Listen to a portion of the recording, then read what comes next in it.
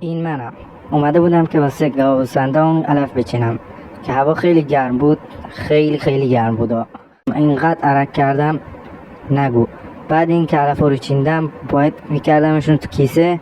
بعد تو کیسه بچه هندونه پیدا کردم، باشون یکم بازی کرد. میخواستم رو پای بزنم که نشد و با زور زیاد و فشار زیاد علفا رو کردم تو کیسه. بعد نشستم با تناب بستمشون که خیلی طول کشید، واقعا طول کشید، سخت خدایی.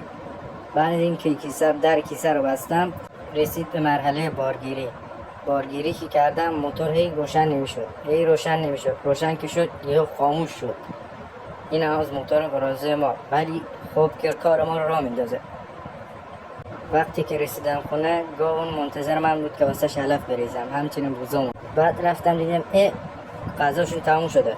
رفتم علوف فروشی صحرا واسه شون یک کیسه غذا گرفتم. رسیدم خونه